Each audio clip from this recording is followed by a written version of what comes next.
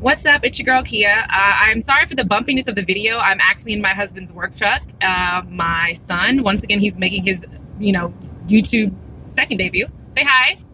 Hi. So I want to do a quick video on our way to therapy about the Meghan McCain situation. I made a comment about it on Twitter that went viral a little bit because it was so funny. But if you haven't seen it, please go on YouTube and look at Joy. I think you just have to look up Joy Behar and Meghan McCain. You don't even have to put in the view at this point.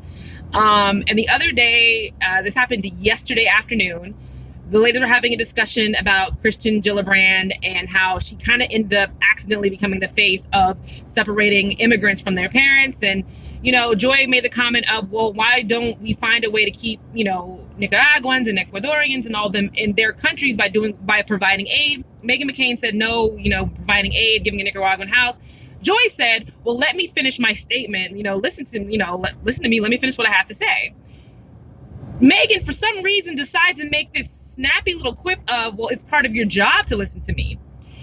And you can see this look on Joy Behar's face of her actually calculating if she can get across Sunny to slap Meghan in the face. Like, you can see it. Like, every woman has had that moment where they're contemplating, is it worth going to jail? And a lot of times when us as women, we have those moments, it's never recorded. And for Joy Behar, that moment is actually recorded of her looking like, oh, really? You want me to show that I'm a real one right here on national TV on this family network? And she was, the look on her face was priceless. And I actually screenshotted and posted on Twitter, but it should be a stamp. It should be the national symbol of don't F with me. I've had a long day and I'm tired of your childish crap. And let's be honest. Just to backtrack a little bit, Whoopi stepped in and said, what we're not going to do, like every black mom and black auntie says, what we're not going to do is sit here and do this today. You both are going to behave, listen to each other, and I'm taking your toys away. You're going to have dinner by yourselves in your room. That's really what it ended up being. But let's think about the grand scheme of adding Meghan McCain to The View. She is a self-entitled, privileged brat. And I used to be a very big fan of Meghan McCain because I thought she was coming, for some reason, this is going to make it sound really stupid. I didn't realize she was John McCain's daughter years ago. I didn't put two and two together. I was young. I was in my 20s. Her and I are about the same age. So I didn't realize that this political commentator had gotten her job because of who her father is. That all being said, she is the epitome of white privilege. She doesn't really bring a lot to the table.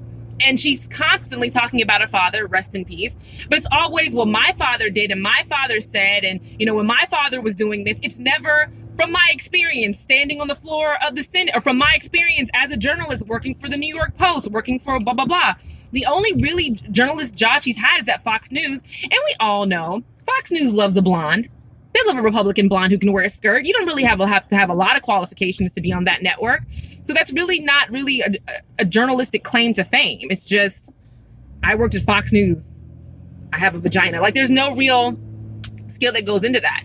And I think a lot of people used to give Meghan McCain slack because she is the only Republican voice on The View.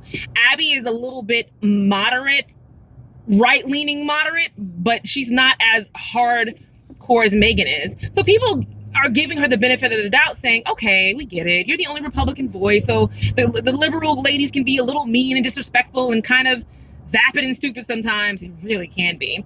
But yesterday she crossed the line. She was just a spoiled, entitled, useless white trash. I'm sorry. Like that. I'm just going to call a spade a spade. Meghan brings nothing to the table, and I religiously watch The View. And every time she doesn't get her way, it's a pouting session. If the audience doesn't clap for her, she goes, I know you guys aren't for the clap for me. I'm used to it. Why would you even address the audience? There's no point to address the audience, so what, they don't clap for you.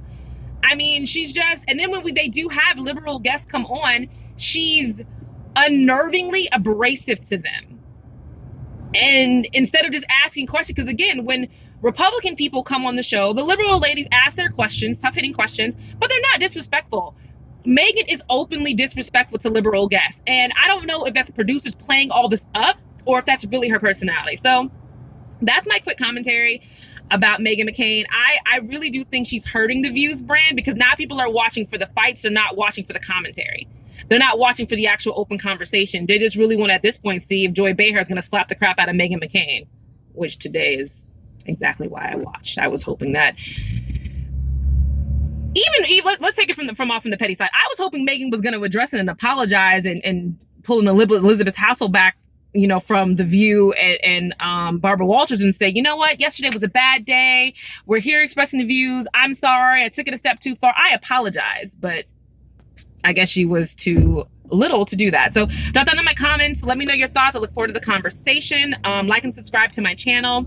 You can find me on Twitter at Kia Shakur. You can find me on Instagram at I am Kia Giovanni. So we're almost to therapy. You want to say bye? Bye. Have a great day.